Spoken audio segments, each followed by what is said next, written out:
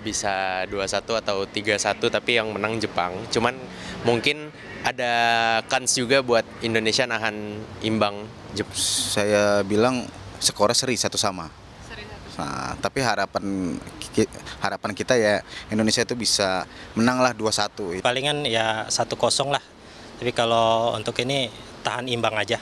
Mungkin imbang ya 1-1. 1-1. Gak ada potensi kah kira-kira peluang Indonesia lebih unggul atas Jepang? Kalau peluang sih ada ya, tapi agak sulit sih. Nah, saudara, kita lanjutkan dialog kita kembali bersama analis sepak bola Firzi Idris. Ada juga Ketua Umum Paguyuban Supporter Timnas Indonesia Ignatius Indro dan mantan pemain Timnas Indonesia Aji Santoso. Kita lanjutkan setelah tadi ada break sebentar dari Breaking News Kompas TV. Saya masih ke Mas Firzi. Mas Firzi, bagaimana Anda melihat Patrick Kluivert? Menurut Anda, walaupun 2 pertandingan kita belum bisa bilang ini sebuah penilaian yang cukup sebenarnya ya. Tapi paling tidak melihat 2 pertandingan ini, menurut Anda apakah memang Patrick Kluivert sudah memberikan dampak yang positif terutama dari strategi, taktik dan segala macam? Ada perubahan dari yang sebelumnya ataukah memang ini ya sama-sama aja tapi memang kebetulan saja kemarin mungkin menang? Ya, ini persis yang ditanyakan wartawan Jepang juga ke Coach Patrick di konferensi pers kemarin, dan juga observasi kita terhadap apa yang dilakukan Coach Patrick, Coach Alex dan Coach Dani selama ini. Memang pertama dia menangani tim kan di ronde Maret itu dia baru datang Januari, 2 bulan waktu yang sangat singkat. Dia di Sydney baru ketemu tim hanya sehari untuk mereka bisa full latihan. Jadi memang tidak bijaksana ketika itu untuk mengubah skema dari apa yang para pemain dan udah tahu. Dan itu yang ditekankan juga kepada dari Coach Patrick kepada media kemarin, bahwa kalau untuk mengubah apa yang para pemain ini udah tahu itu akan terlalu riskan dengan waktu persiapan yang mepet.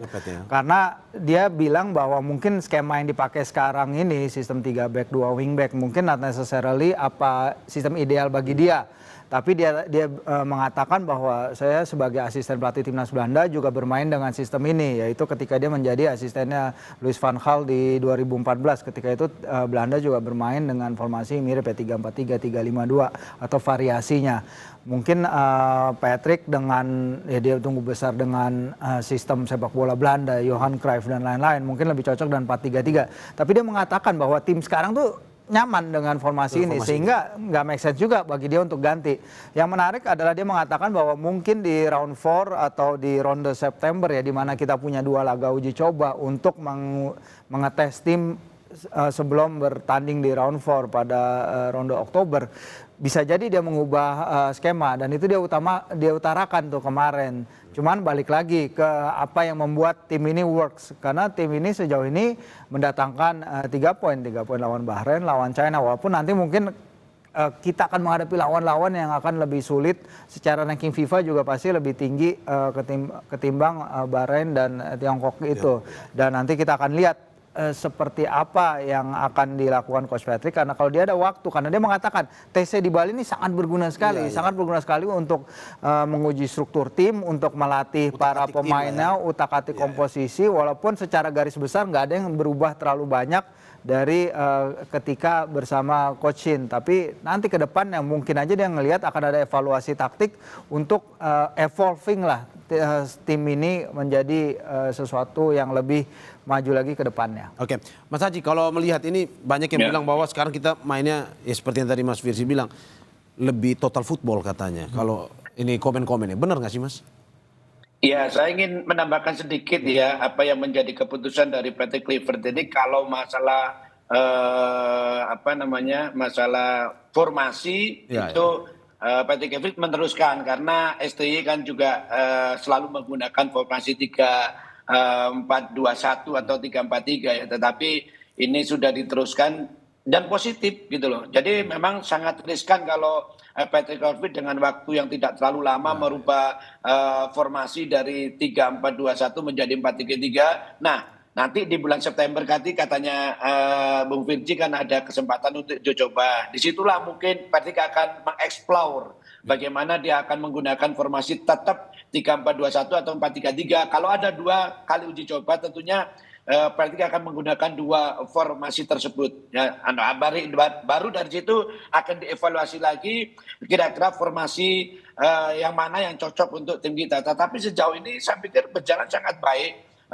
Apa yang disampaikan, apa yang dikomentari oleh netizen banyak melakukan turnover memang mengarah ke sana gitu loh. Iya. Mereka berani pegang bola, mencoba mendominasi permainan dengan penguasaan bola yang cukup bagus, dan ini sudah dilakukan dan hasilnya juga cukup positif kan gitu. Dengan 2 kemenangan beruntun ini saya pikir timnya Patrick Kluivert ini ada improve, ada peningkatan yang cukup bagus di dalam tim ini. Seperti itu, Bung. Oke, saya ke Mas Indro. Mas Indro, Patrick Kluivert sudah mencuri hatinya pendukung timnas Indonesia atau bagaimana dengan 2 hasil yang positif dan juga ini ke depan kita ya melihat pertandingan di putaran keempat nanti? Yang terutama tentunya adalah Patrick Kluivert berani menggunakan pemain-pemain yang berasal dari Liga 1 ya. Ini pemain-pemain terbaik. Nah ini yang saya kira ini hal yang positif karena Patrick Kluivert bisa menilai pemain-pemain terbaik kita dan pada kenyataannya bermain sangat baik ketika menghadapi Cina ya.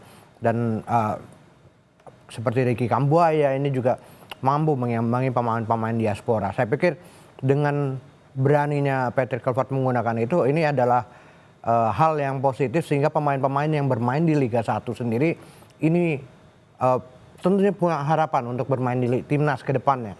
Nah ini yang saya nilai ini hal yang positif dari Patrick Kluivert. Oke, berarti memang pada akhirnya kita juga berharap ke depan permainan ataupun strategi yang diberikan oleh Patrick Kluivert ini ya memberikan kesempatan kepada semua pemain timnas ya untuk bisa berlaga terutama ini pada pertandingan malam ini nih versus Jepang ini ya, kita tunggu-tunggu. Siapa pemain yang tunggu-tunggu versus Jepang malam ini nih?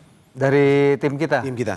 Sebenarnya saya ingin lihat mereka bekerja sebagai kolektif lagi sih, lebih ya. Tapi mungkin kalau ini kan kabarnya tadi malam Rizky Ridho mengalami keluhan di hamstringnya ya.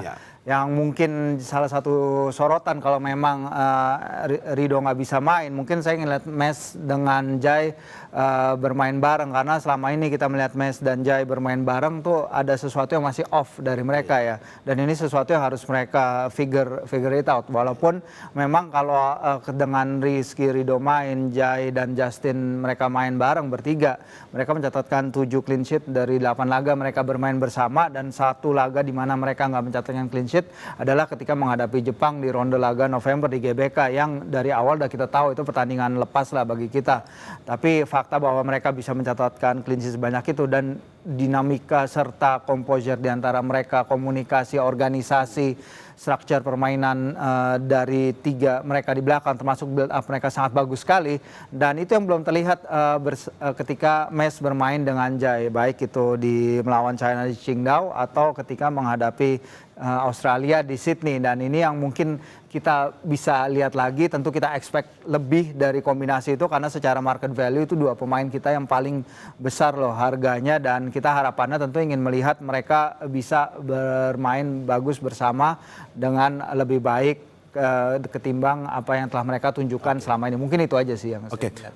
Coach Haji, pertandingan malam ini siapa pemain yang ingin dilihat dalam arti bahwa banyak orang yang pusing nih katanya Martin Pas dan juga Emil sama-sama bagusnya. Ini siapa yang bisa cocoknya dikasih kesempatan pada malam hari ini untuk lawan Jepang? Singkat saja. Kalau saya secara general aja, jadi seluruh pemain saya pikir juga memang layak untuk diberi kesempatan dan menurut saya siapapun yang dipasang siap karena saya juga tidak bisa memprediksi siapa yang akan diturunkan karena setiap pelatih itu menurunkan pemain berdasarkan persiapan terakhir. Jadi menurut saya siapapun yang diberi kepercayaan harus dijawab dengan tampil bagus. Itu yang paling penting. Oke, saya ke Mas Indro. Mas Indro, malam ini, sore hari ini pertandingan lawan Jepang, apa yang diharapkan dari supporter timnas terutama, apakah memang muluk-muluk harus menang seperti lawan Cina, ataukah kasih kesempatan yang belum bermain ataupun juga ingin pada akhirnya mencoba peruntungan di kualifikasi Piala Dunia ini? Yang saya harapkan bahwa pemain timnas ini bisa bermain lepas dan menunjukkan permainan terbaik. Ya. Karena melawan Jepang nih kalau misalnya kita meminta uji coba melawan Jepang tentu bayaran akan mahal tentunya. Ya, ini adalah kesempatan. Haji mumpung ya. Gratis dibayari FIFA gitu. Ini kita harus menunjukkan bahwa ini adalah permainan yang yang penting dan harus ditunjukkan dengan permainan terbaik timnas gitu. Ya, oke. Prediksi skor, Mas? Saya sih berharap akan seri ya. Seri ya? Seri. Oke. Mas Firzi? Ya seri skor? sebenarnya hasil yang bagus ya, lawan ranking 15 dunia dan laga tandang juga, main di kandang mereka nggak mudah gitu, apalagi kita sebagai tim Asia Tenggara. Ya seri udah bagus, tapi kalau bisa lebih, yang penting permainan tim positif, dan mungkin kalau Coach Patrick ingin mencoba sesuatu yang baru dan kita melihat progresinya, ya itu saya juga akan sangat senang. Terakhir Coach, prediksi skor singkat aja. Ya, kalau menurut saya bisa seri sudah luar biasa, tetapi menurut saya tidak mudah untuk bisa mendapatkan poin di sana. Kita harus realistis lah berpikir, tetapi tetap tampil fight, tetap semangat, tetap optimis karena sampai sekarang pertandingan belum dimulai. Oke, terima kasih Bapak-Bapak atas apa yang disampaikan. Kita tetap optimis pada malam hari ini, apapun hasil skornya kita tetap mendukung Timnas Indonesia. Terima kasih analis sepak bola Firzi Idris. Terima kasih juga Ketua Umum Paguyuban Supporter Timnas Indonesia Ignatius Indro dan mantan pemain Timnas Aji Santoso. Terima kasih Bapak-Bapak, sehat-sehat selalu. Terima kasih.